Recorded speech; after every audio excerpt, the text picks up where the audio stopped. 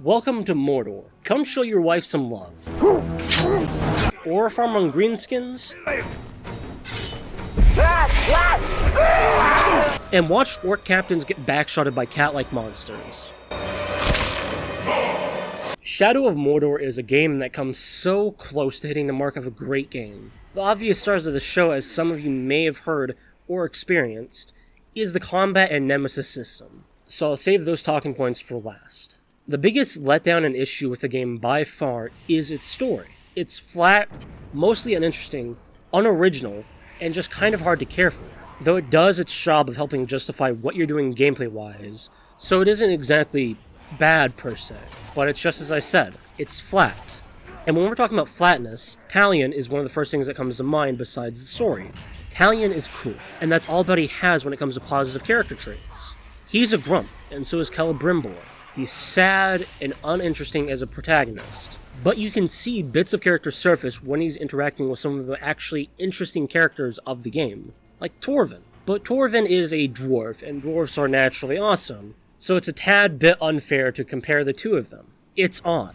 The story and Talion are just not that good, but every other part of the game's writing is fun and interesting. Torvin's character, as I mentioned, is a joy to be around.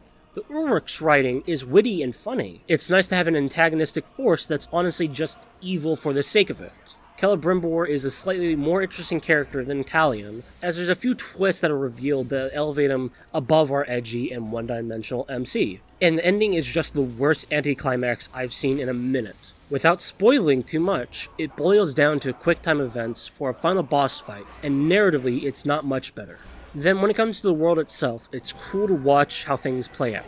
From slaves sneaking away in the dead of night from the Uruk, the fighting of Uruk, Caragors, and Grogs happening naturally in the world, the way my actions have an impact, and how the Uruks talk about it and me are cool to listen in on when I'm sneaking around.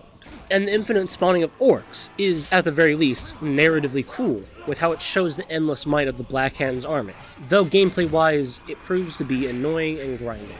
Speaking of grinding, parts of the gameplay are a grind fest. The challenges, the collectibles, the constant captain hunts. There's just so much of it. I myself, while disliking grinding most of the time, find myself trying to get as much of it done as I can usually. But even then, I only got the Ithilden done before giving the rest up. Also, side note, since I can't really find a way to fit it naturally in the script, the sound design is honestly really, really damn good. And onto the gameplay, minus the combat.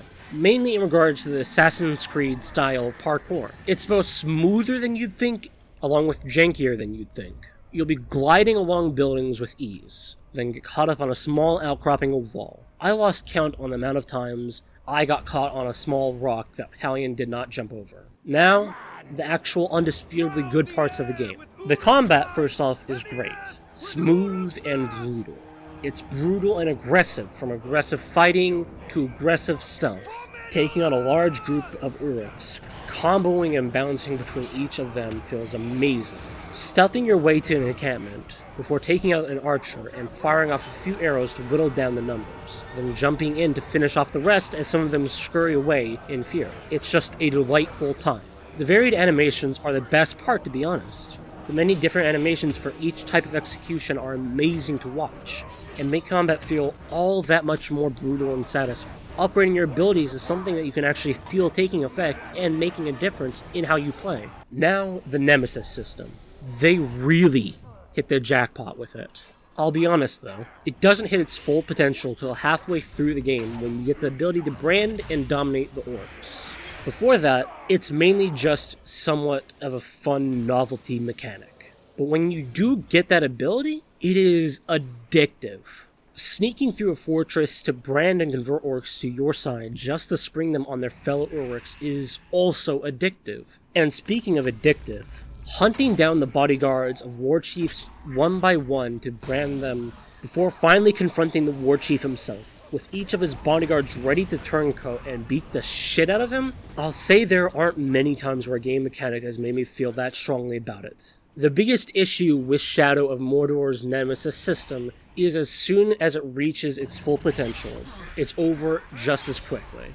You end up going through each of the war chiefs quickly, whether you brand or kill and replace them. It just happens so quick that you end up needing to savor it as best as possible. Shadow of Mordor is a game that has the essence of an 8 or even 9 out of 10, but with how much the story and Italian fall flat as hard as it does, especially the ending, I can't give it much more than a 7, which sounds good, but for some of you, it should be an understandably disappointing feeling of having to give a game that should be really good a lower rating due to its issues, even if the rating isn't bad.